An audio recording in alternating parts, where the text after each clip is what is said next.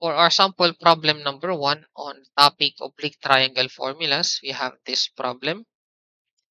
The ratio of the angles of a triangle is 2:3:7. If the area is 20 square meters, find the longest side of the triangle. Now, pag sinabi nating triangle, di ba meron siyang tatlong interior angles. Yung tatlong interior angles na yon dapat laging equal to 180 degrees kapag pinag-add.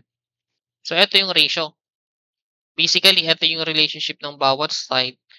For example, etong si 2. So, 2 parts out of 180 degrees, yun yung isang interior angle.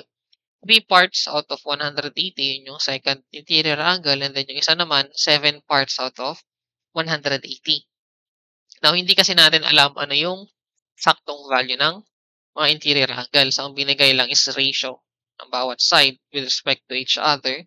However, sabi nga natin, so ang interior angles naman ng triangle laging equal to 180 degrees.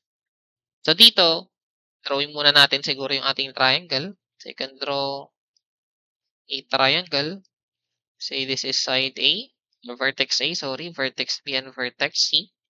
And then we have interior angles. We'll say this is the alpha, this is the beta, and then this is the theta. Now, dito kasi, hindi pa natin alam ano yung saktong value ng mga angles na yan. Pero, ang alam natin is yung ratio. Basically, out of this ratio, pwede nating sabihin na, let's say, 2 parts, let's say 2x plus 3x plus 7x. So, yung mga x na nandito, basically is multiplier lang para malaman natin ano yung actual value ng ating interior angles. So, 2x plus 3x plus 7x, this is equal to 180 degrees. So, this is the sum of the interior angles ng ating triangle. Now, by simple solving of linear equation, simple algebra, ito ay pwede natin express as 12x equals to 180. Therefore, we can find that the value of x is equal to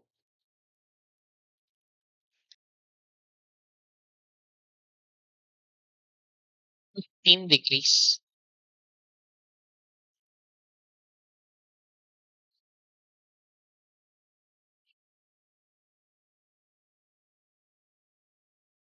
Tignan natin yung degrees. So, yun yung value ng x, no? Now, applying this value ng x, so etong 2x, 3x, and 7x, pwede nating makuha. So, basically, yung 2x, this is 2 times 15, this is 30 degrees. Si 3x naman, so 3 times 15, this is 45 degrees. And then, yung isa, 7x, 7x, 7 times 15, that is 105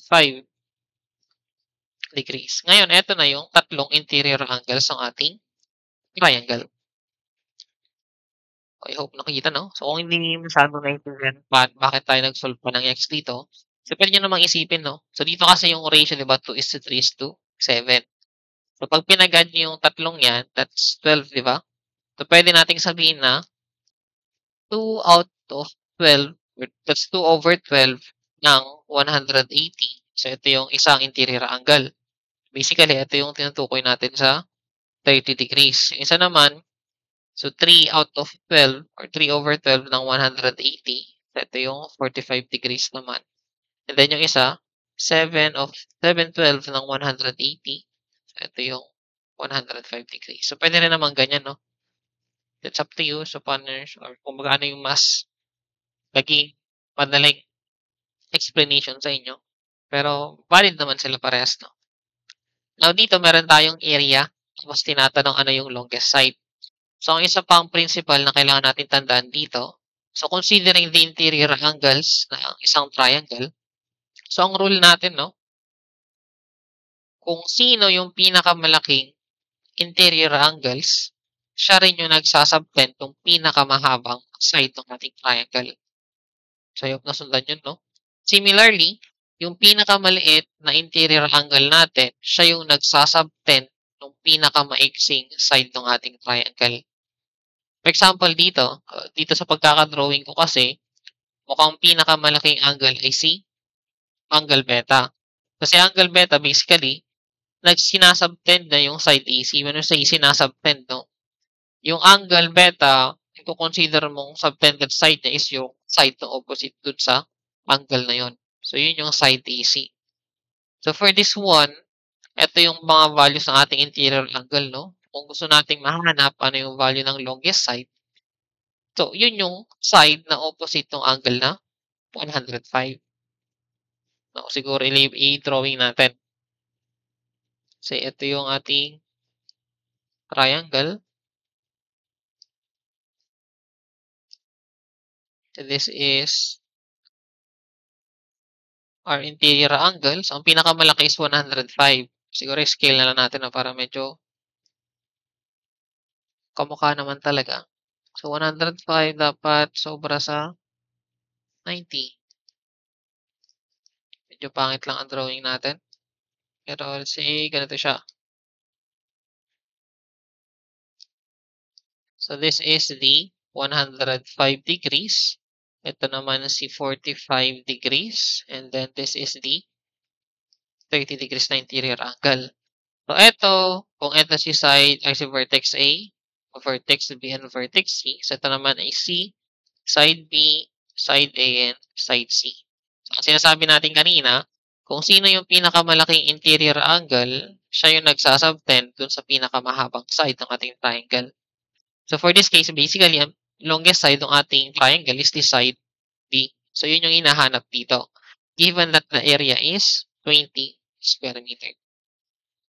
So, para ma-solve ito, meron actually tayong formula, no? Pagdating kay areas of triangle. So, meron tayong formula using 3 interior angles and 1 side. So, dito kasi nauna na tong topic na to, no? Pero susunod pa lang kasi yung ating mga properties of triangle. So, doon natin siya ma-discuss yung pinaka-formula niya. Pero yung formula nun, so ang area ng triangle given 3 angles in one side can be expressed as, so pwede siyang A squared sine B sine C over 2 sine A.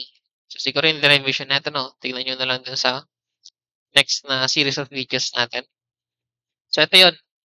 Etong A na to, basically, sa side of triangle. So, yung nasa ilalim na sine, ito yung subtended angle niya. So, yan yung pattern. Meron din siyang tatlong version, depende kung anong side yung binigay. Pero dito, ito yung formula na ginagamit, no? Kapag alam mo yung tatlong interior angles, tapos meron kang isang side. So, dito, baliktad lang kasi nangyari ito sa ating problem. Ang alam natin is yung area na 20 square meters. So, ang hinahanap is yung isang side. Now, isang version ng formula na to, pwede mo rin siyang isulat as B squared sine A sine C equal siya kay 2 sine B. So, yung pangatlong version niya using C squared naman. So, C squared sine A sine B over 2 sine C. So, basically, ang pattern, no? Kung side A, yung in-squared mo sa numerator, di-divide mo siya ng sine ng subtended angle niya. Tapos, i-multiply mo yung numerator ng sine naman ng dalawang angle pa. So, yun yung pattern. So, kung A squared dito, so A din yung angle sa ilalim. Kung B squared na dito, so B yung angle sa ilalim. Kung C squared, so angle C naman yung nasa ilalim din. So, yun yung pattern, no? Para mas mabilis makabisa itong formula na to. So, since ang hinahanap natin longest side, at ito sa ating drawing, ang longest side ay si D. So, ito yung gagamitin nating formula. So, sabi sa problem, ang area ay 20 square meters. Equate natin yan sa formula na B squared sine A. So, ang angle A natin, that is 45, multiplied by sine C. Ang angle C natin ay 30 degrees, divided by 2 sine angle B na 105 degrees. So, for this case, it's a matter of algebraic manipulation, no? Kung gusto nyo shift solve, pwede rin naman para hindi kayo masyado mahirapan. Pero dito, kung algebraic manipulation ang gusto nyo, pwede natin siyang i-represent as 20 times 2 sine 105 divided by sine 45 sine 30. And then, para mahanap si D, so square root nyo to, square root nyo din yung kabilang side. So that yung value ng B is equal to square root of 20 times 2 sine 105 over sine 45 sine. We have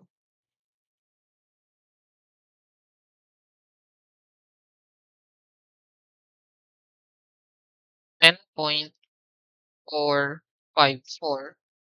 So ito ay meters. So meters yung unit ng area natin. So ito yung ating side B.